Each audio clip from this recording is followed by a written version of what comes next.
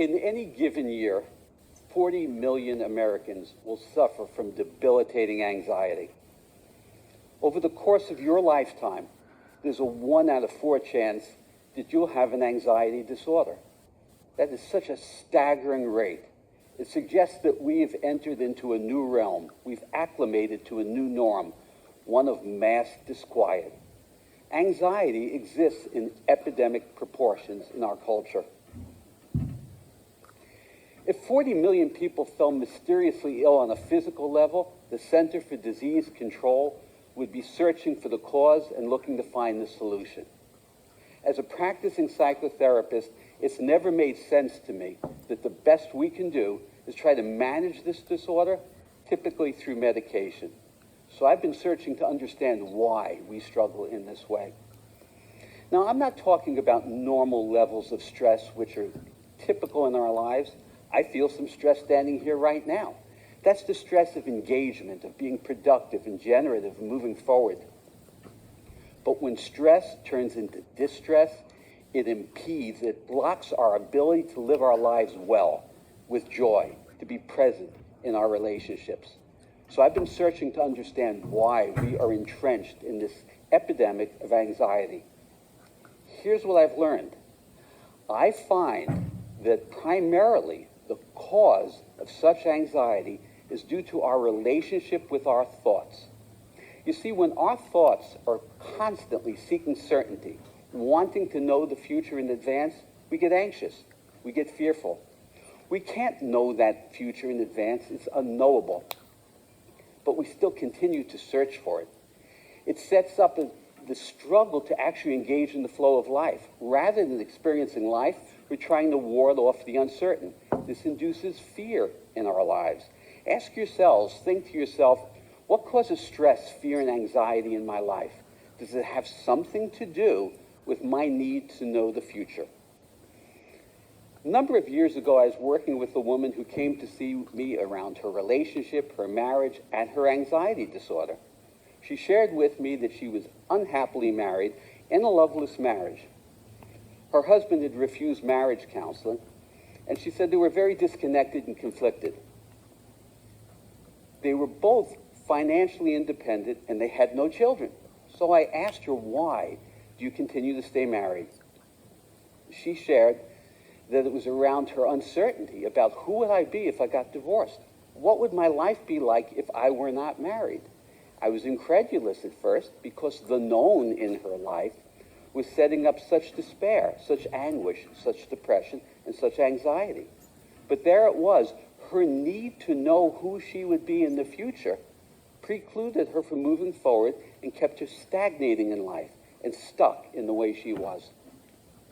The need to know who would I be kept her mired in an unhappy, if not miserable, relationship. I see this phenomenon occurring on so many levels in our lives. So how did we get to be this way? How did we get stuck requiring certainty? After all, we seek uncertainty when we go to sports events, movies, read books.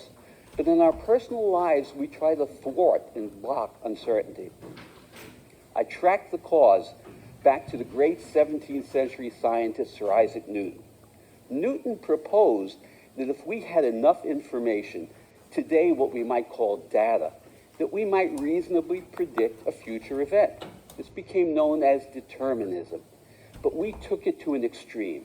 It led us to slicing and dicing our options, getting us stuck in our lives. It created a fear of making the wrong move. It's almost as though we are living our lives as though we're playing a chess match, sitting back and deliberating, but afraid of making the wrong move. If you have problems making decisions, if you get stuck in moving forward in your life, you probably have an issue with around your fear of uncertainty. Here's the good news. It turns out we've been living from the wrong game plan. Over the last 100 years, remarkable discoveries from the field of quantum physics have revealed that the universe, reality, is nothing like what we imagined it to be. It's not Newton's reality. Reality is not fixed, deterministic, or predictable. Nothing is inert. It is a flowing, moving, bubbling sea of possibilities, infinite potentiality.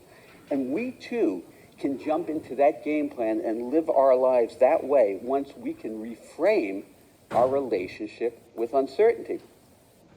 Think about it. Embracing uncertainty allows you to start to navigate and craft your own life decision. I use this concept with that woman who was stuck in that troubled marriage.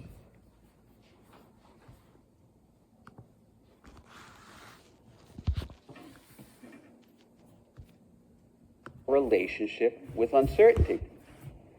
Think about it. Embracing uncertainty allows you to start to navigate and craft your own life decision. I use this concept with that woman who was stuck in that troubled marriage. I asked her to close her eyes and imagine that she was standing by the bank of a river. I explained to her that the river, metaphorically, was going to resemble the flow of her life, the current of life, particularly the middle of the river where the current would get strong. She closed her eyes and I let a few seconds pass. And then I asked her what she saw. She said to me, she sees herself in the middle of the river where the current is strong, but there's a large rock. Let's call it a boulder. And she's grabbed a hold of that boulder. And I asked her why. Why are you holding on to the boulder? And she said, well, the river's bending to the right up ahead, and I need to know where it's going to take me. Let's presume that that's going to be her life as a divorced or single woman. She needed to know. I explained to her she needed to let go of that boulder and enter into the flow of life, and that once she did, she'd be free to navigate along the way, but she had to let go of that boulder. How do we accomplish this? How do we have this shift of mind to allow us to make these changes in our lives? First, we have to change our relationship with uncertainty.